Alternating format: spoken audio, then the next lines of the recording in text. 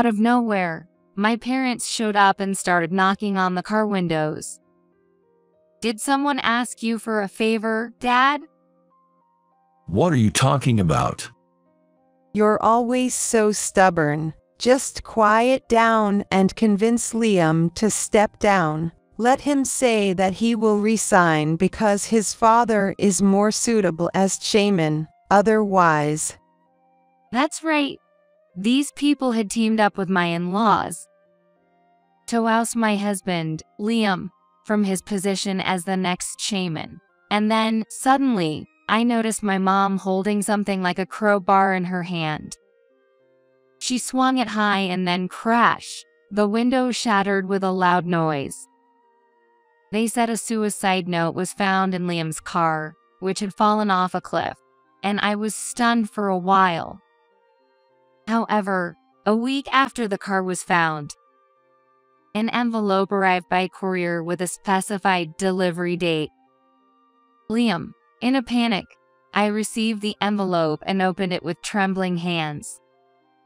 Inside was a single letter and one key. Read this without our parents finding out. Of course, I knew that. But still, he must have wanted to write it. This was written in advance in case something happened. If I'm still there when you receive this, just laugh and give it back to me. But if I'm not, please, Emma, take what's stored in this locker and immediately flee to my uncle's house. My seal, Karen, and I looked at each other as we read. Then we grabbed the bare minimum and ran to the main house, where my uncle-in-law lives, to protect ourselves and our children, and to let everyone know what our parents had done. My name is Emma Wilson and I am 34 years old. I wish I could say I'm just a regular housewife, but that was only true until a week ago. Now, I am a widow with 2 children. I was told that it's highly likely my husband, Liam, took his own life. His car had fallen off a cliff, and they say a suicide note was found in the dashboard. I can't believe it. I won't believe it. Because it doesn't make sense. He had no reason to end his life, not by himself.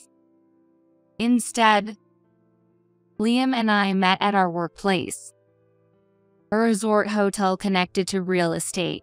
That was a place I had always wanted to work. As a child, I was captivated by a large and beautiful hotel I was invited to by my parents' acquaintance.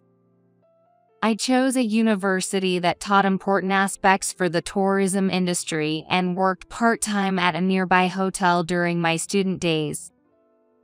And finally, I landed a job at the resort hotel I had always dreamed of. It was a place known for its strict employee training, and I nearly gave up early on. The only reason I managed to keep going was thanks to a senior employee at that time.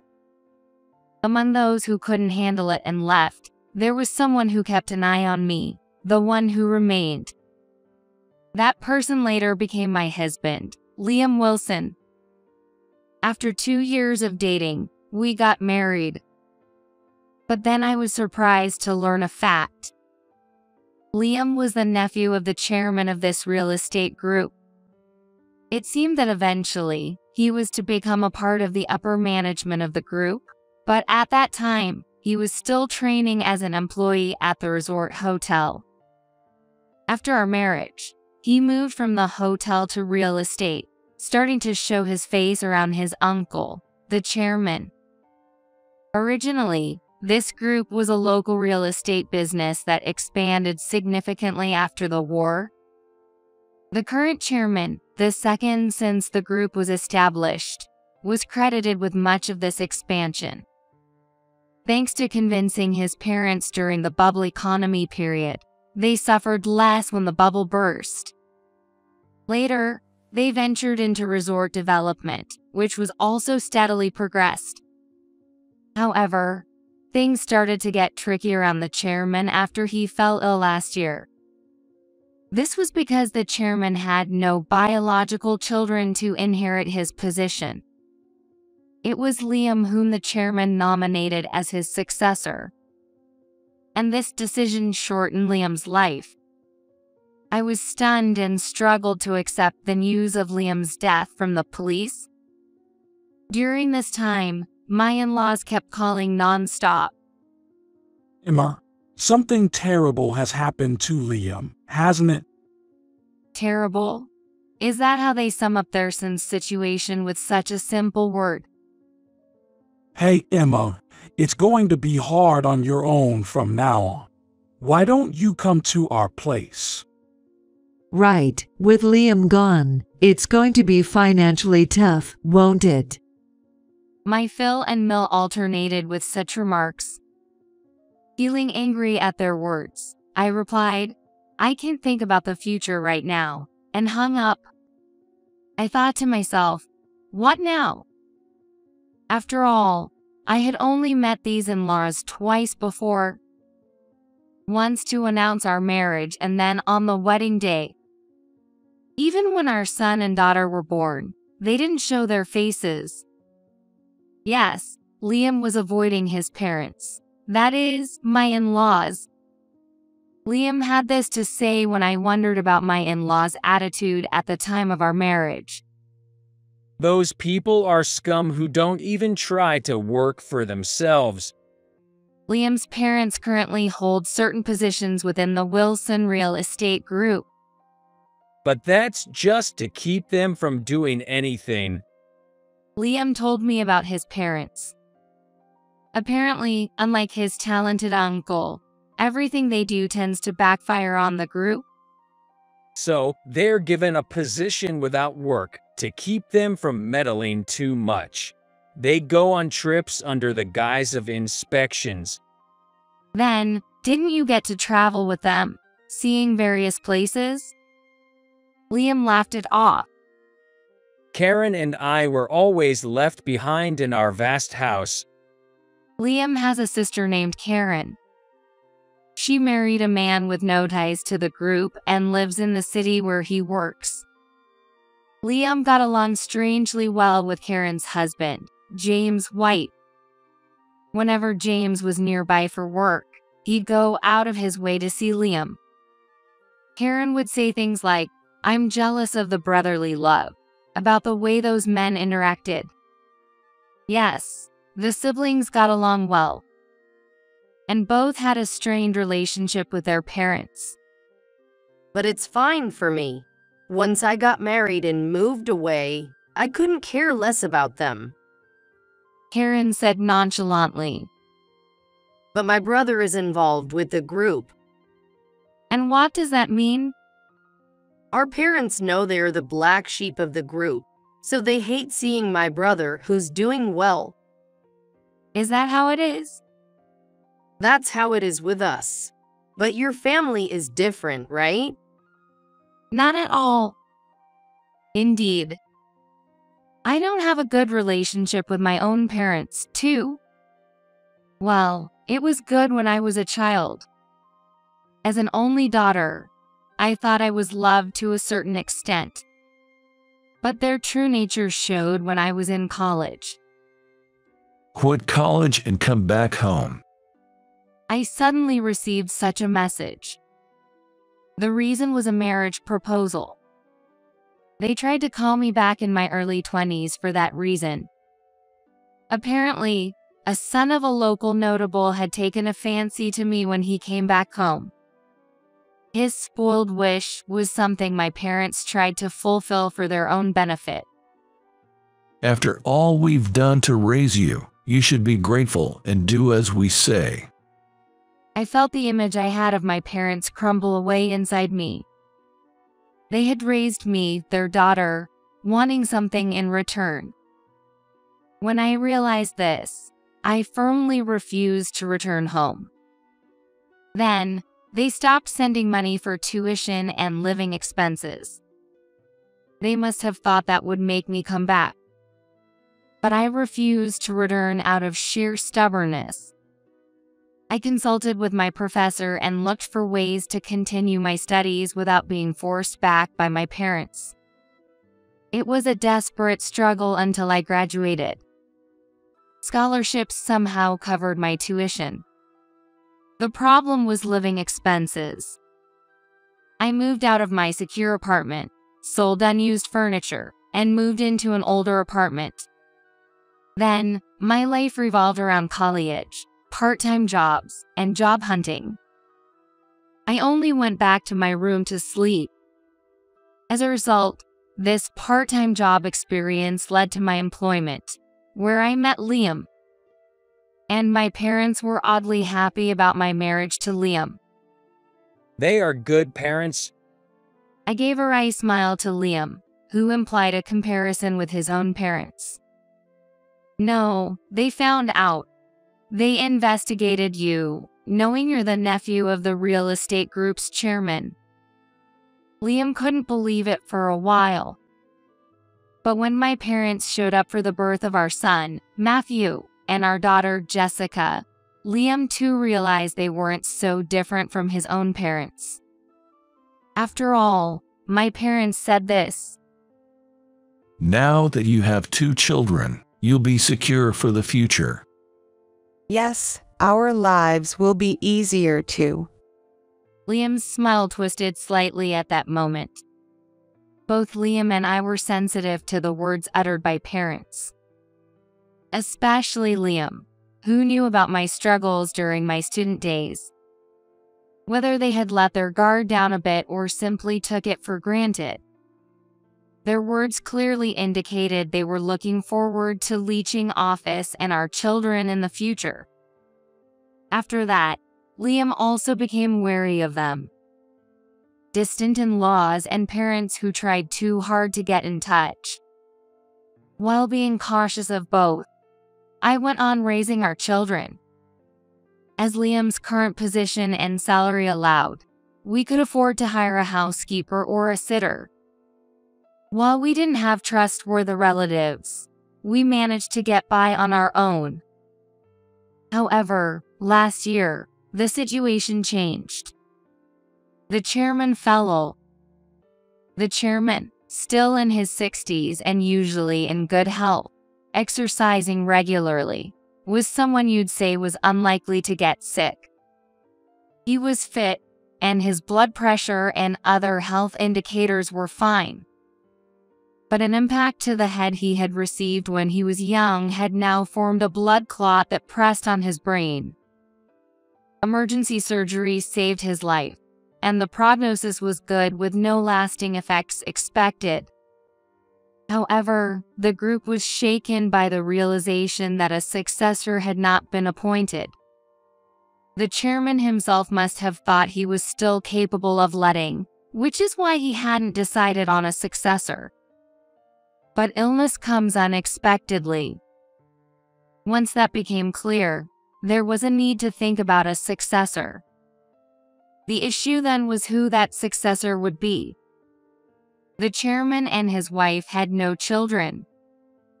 At that point, they had neither biological nor adopted children. During his convalescence, the chairman nominated Liam. Within the group company, the proposal seems to have been accepted as reasonable. The most senior employees within the group were aware of Liam's training and executive education. But there were some who couldn't accept it. That is my in-laws. Wait a minute, brother. He's still too young, isn't he? Shouldn't I be the closest one to you? Yay. Why would you bypass this man for Liam? They apparently confronted the resting chairman. The chairman rebuked them, saying, If I left it to you, you would ruin a group. And he clearly explained his reasons for choosing Liam. But then, the pressure turned towards Liam. Resign, say you're too young and want your parents to take over instead. It was clearly a threat. What started as please turned into do something or else, with the tone becoming increasingly aggressive. This is getting serious. What do you mean? If I leave them be, they might harm me, you, or even our kids. Really? At first, I wondered if they would go that far. They'll do anything. Liam spat out. I've never thought of them as my parents, and they probably don't think of us siblings as their children. No, that's not right. To them, children are just tools to generate benefits for the parents. It's the same with my parents. No, your parents are better than mine. Liam shook his head. Their level of scumminess is worse. While Emma's parents are just clinging to potential profits, those people try to take the profit itself. What should we do then? I flinched at the word take. A family filled with love and trust that I had finally gained. I didn't want anyone to get hurt. I have an idea. First, we'll make sure the apartment security is tight against any intruders. So, Emma, please protect the kids when you go outside. Can I handle it alone? I'll ask my uncle to hire a security firm. They'll discreetly guard you when you're out. I nodded in agreement. From then on, I chose places crowded with people whenever I took the kids out. I also actively participated in gatherings with other moms, which I usually hesitated to do. Being in a group, I figured, would make it harder for anyone to try anything. But even then, there was an attempt to kidnap my kids. It happened while we were all playing in the park. I was supposed to be watching the kids with some mom friends. A plump middle-aged woman, seemingly out for a walk, suddenly picked up my daughter and ran. The security guard, who had been guarding us from a distance, quickly intervened. However, the woman who tried to take my daughter ran off with surprising agility. We never found out who she was or why she did it. It's a scary world out there. Everyone, please be careful, was all that was said. We agreed that we needed to be vigilant against both money-motivated crimes and pranks. But I had overlooked one thing. Hello. I ran into my parents in the apartment parking lot. It was right after shopping with my kids, as we were about to exit the car. I hurried back into the car and locked it in a panic. Thump, thump, my parents knocked on the car window forcefully. Mom, why are Grandma and Grandpa doing this? I'm scared, Mom. I cracked the window just enough to speak with my parents, though I really didn't want to open it at all. Without that, however, communication was impossible. What do you want? Hi, you finally opened up. Well, Emma, could you talk to Liam for us? What are you talking about? You know, it just seems a bit off for young Liam to become the next chairman. Isn't that out of order? A chill ran down my spine. Could it be that these people were... Did someone ask you for a favor, Dad? What? My dad played dumb. And then my mom said, You're always so stubborn. Just be quiet and convince Liam to step down. He should say, it's better if my father takes over as the chairman, and I will resign, or else. In my mom's hand was something like a crowbar. And just as she swung it back, crash, the window shattered with a loud noise. The kids started screaming. Then, my mom reached her hand through the broken window. Get down, you two! I yelled to the kids and started honking the horn repeatedly, signaling for the security guard who must have been somewhere around. Sure enough, I heard the sound of several men running towards us, Damn it. With a click of their tongues, my mom and dad immediately left the scene, jumping into a nearby car and speeding away. "Are you all okay?" the security guards asked us. "I'm fine, but my kids." We're okay, Mom. My son responded loudly. Still, it was certain that shards of glass had rained down on them. "We'll head back to our apartment right away. Could you please accompany us to the entrance?" The guards agreed and escorted us. The building manager was shocked by our situation and promised to ensure strict vigilance against external intruders. And when Liam came back home that night, I told him about the incident. Of all people, my parents. Yay, my parents must have been roped in with promises of good positions if they could make my dad chairman or something. It's possible. It's a very possible deal. Why do our parents have to be such people? This is seriously bad. I'll go to my uncle's place and ask if he can hide you guys for a while. To your uncle? But we have to be discreet about it. Also, I'll contact Karen. I want her to stay with you guys for a bit. But it won't be a bother to Karen? Given who we're dealing with, they might think something could happen to Karen too, since she's of the same bloodline. We're better off presenting a united front. Liam immediately got in touch with Karen. Unbelievable, those people. All right, brother, I'll join you. What about my husband? James is busy with work, isn't he? Yeah, well, but it's okay. I'll discuss it with him. Thank you. At times like this, I think it's good to have siblings. And Karen came to our house the very next day. After I explained the situation to James, he said there's something he wants to look into and will join us later. Is that so? James is really reliable. Well, he's the man I chose. We felt a momentary relief and laughed together. But then, the next day, we received that phone call from the police. Liam Wilson's car was found at the bottom of a cliff. I couldn't immediately comprehend what that meant. Excuse me, what does that mean and how? I'm sorry. He was just brought into the hospital. I couldn't fully grasp the rest of their words. I could hear someone speaking from the other side, but I couldn't react right away. Karen, taken aback by my reaction, took over the conversation for me. After that, it felt like I was merely being led around by Karen, from one place to the next.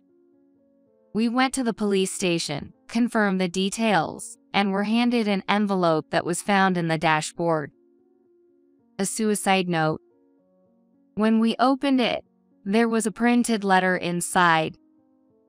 The content was about not being able to bear the heavy responsibility of being nominated by the chairman, apologizing for it. So, the police have concluded that my brother took his own life. No, they still the autopsy and other investigations to be done. We've only shown you this because it was found, nothing more. It's impossible that he did this himself. I raised my voice right there and then. The person who told me to be so careful. I was at a loss for words. The police said they would contact us when it was time to return Liam's body and sent us on our way. I don't remember much of what happened after that. The local news on TV mentioned that it was still unclear whether it was an accident or not, but the discovery of the suicide note was leaning towards the latter. I was so angry I turned off the TV, only to see my kids looking at me anxiously. Mom, when is Daddy coming home? My son was 8, and my daughter only 5. My kids had taken a break from school and kindergarten for a while. I was truly grateful that Karen was there for us during this time. My mind felt like it was covered in a thin film, detached from reality. However, a week after the car was found, an envelope arrived by courier with a specified delivery date. Emma, this is for you. Karen, noticing my dazed state, handed it to me. I glanced at the sender's section and widened my eyes. It's from Liam. In a panic, I took the envelope and opened it with trembling hands. There was a letter in it, and a key. Read this without our parents finding out. Of course, I knew that. But he still felt the need to write it. This was written in advance in case something happened. If I'm still there when you receive this, just laugh and give it back to me.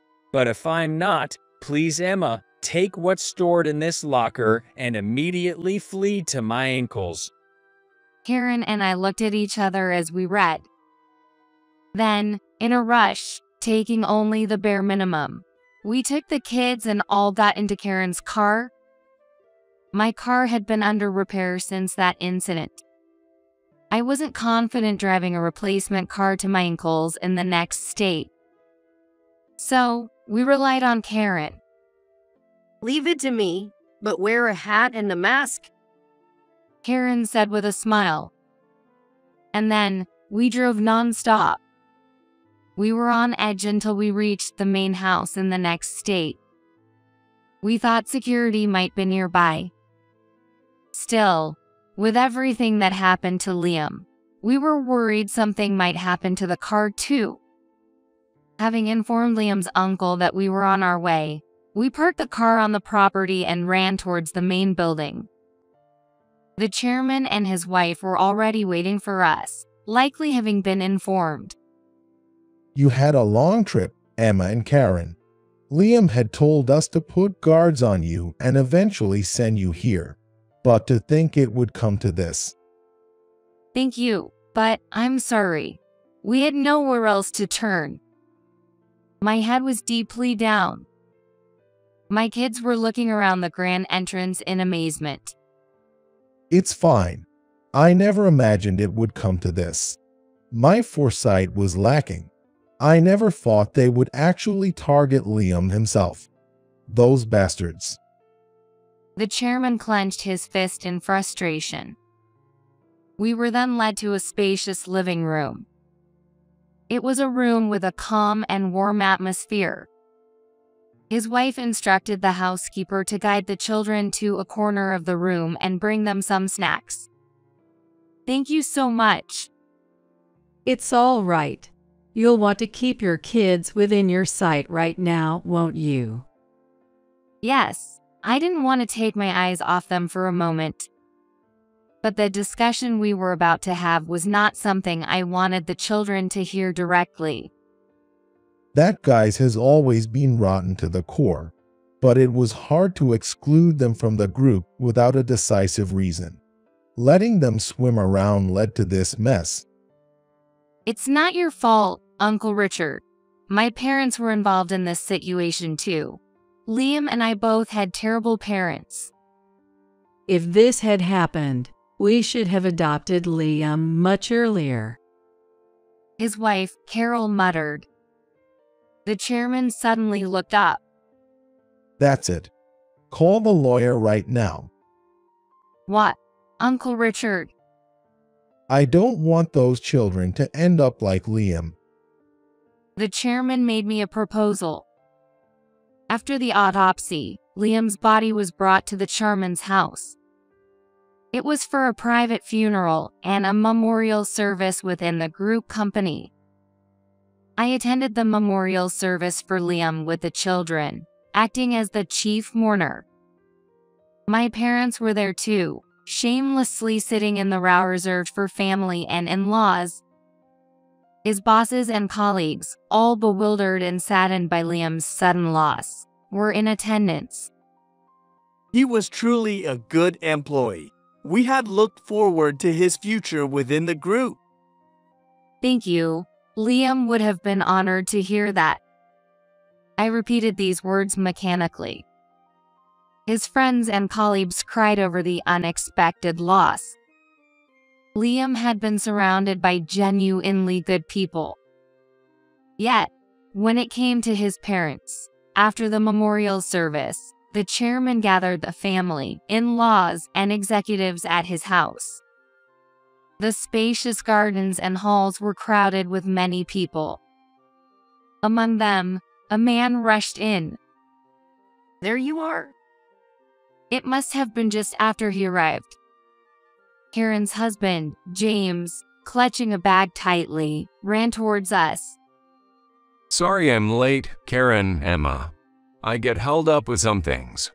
But having the memorial service and general meeting on the same day helped. I managed to make it work. James grinned.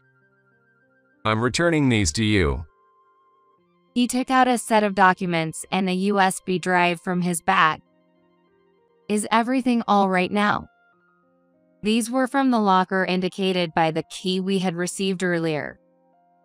As we dashed away in Karen's car, we had asked James, who joined us along the way, to make copies of the documents and the memory stick and send them to us. The copies were given to your lawyer, right? Yes. That's good. We absolutely needed the originals here. I nodded emphatically. At the general meeting that began shortly after, the chairman spoke in front of everyone about the incident and expressed his regret over losing Liam, who was the designated successor. When he finished his story, the chairman introduced a new point. It's truly tragic, and I believe I made a mistake in one aspect. He called for me and my 2 children to his side. My children looked scared, surrounded by a sea of adults, almost on the verge of tears. I reassured them from behind, whispering it was going to be okay. Therefore, I've decided to appoint my new children, Matthew and Jessica, as the next successors. They are Liam's children, but I have adopted them both. The crowd murmured in surprise. Many of you might be shocked. However, I believe that the tragedy occurred because Liam remained merely a nephew, right? At his words, everyone's gaze shifted towards my in-laws. What are you saying, Richard? Can I say that here? Yes, it is. He took his own life, didn't he? A suicide note was found. Probably couldn't handle the pressure given to him. Oh, seems like you still have more to say. Yes. So, these kids are your adopted children now, and you're putting them under unnecessary pressure again. Who knows, since they're your grandchildren, maybe they won't feel such pressure. My Phil grimaced at this. Actually, Liam didn't take his own life. The chairman declared firmly. The attendees buzzed at the words. What are you saying? A suicide note was found in the dashboard. No such thing has been announced anywhere, has it? At this point, James spoke up, asking for permission to speak from the chairman. Please, go ahead. Meanwhile, my Phil kept making futile attempts to argue. But if it was found in the car, it must be true, right? That's where you're wrong. We, the police, haven't leaked anything like that to the media. Or maybe, David, you really had no interest in me. James said, revealing his police badge from his suit's inner pocket. Yes, he was a detective in the police department of the prefecture where we lived. Oh my God. My Phil was speechless. I couldn't believe he hadn't noticed. I remember Karen saying they hadn't been in contact since she started her job. And even their marriage was only reported briefly. But one would think parents at least will be interested in his son-in-law's profession. That's just the kind of person he is. Karen muttered. I could only provide evidence for the investigation as a police officer. James explained it. The police had been closely investigating the car pulled from the cliff from the beginning.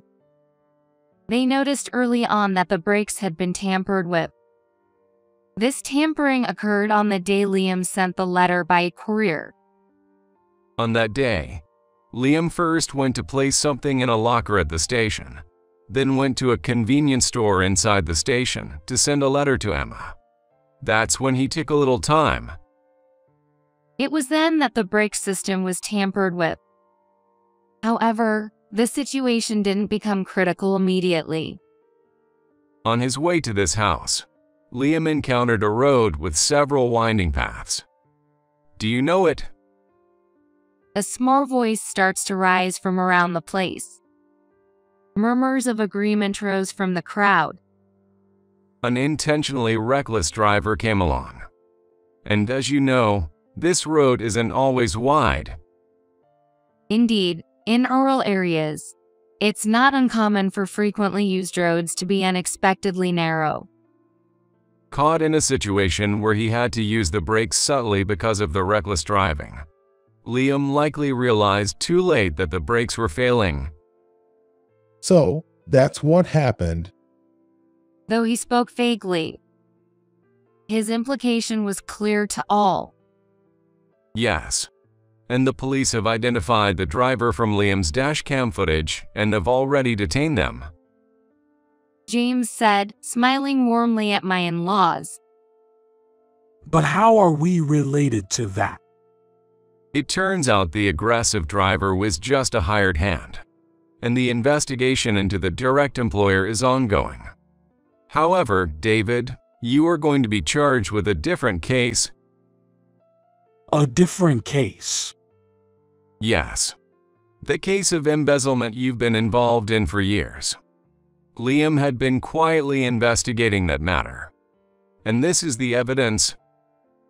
At that moment, multiple projectors, seemingly operated from elsewhere, lit up every wall in the room with various documents.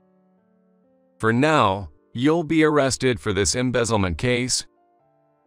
Then, the door at the back opened, and police officers entered the room. And then, James glanced briefly at me, then turned his gaze in another direction. Over there, you two. What was? My parents started to rise from their seats. There's a warrant out for your arrest for vandalizing Emma's car. What? But that's just a family matter. My mom exclaimed. I confronted her sharply. A parent who smashes a car window with something like a crowbar, indifferent even if glass shards fall on their grandchild's head? I glared at my parents as hard as I could and said with all my strength, "You're not my parents." My parents slumped back down. Well, then what happened? My in-laws, arrested for embezzlement, confessed during their interrogation to plotting against Liam, adding to their charges. My parents, too, were charged with property damage and for aiding and abetting my in-laws' scheme. The local media were the first to leak the story, with regional newspapers and local news broadcasting it. Of course, that wasn't the end of it. Given the sensational nature of the crime and the fact that it involved actual parents conspiring together, it became fodder for national news and talk shows. In today's era, that's not all. They were marked with a permanent digital footprint. Even if they were released, what could they possibly do? Well, that's none of my concern. Since then, we've been living in Uncle Richard's house, given a room of our own. Richard's wife, Carol, adores the two new children, perhaps spoiling them a bit too much. Since she wanted children but didn't get them, she takes good care of them. But for now, I think it's okay. My 2 children, who had just lost their father, had to transfer their elementary school and kindergarten. I regret having to drag my kids into adult disputes. However, considering their safety, this seems to be the best solution. As for the chairman, he insists on staying fit until the 2 come of age, dedicating himself to physical fitness every single day. Everyone, tea is ready. I spend my days in this house, taking care of my kids and keeping the 2 company. I'm not sure how much I can be of help to them, but for the sake of the children, I plan to live as fully as I can.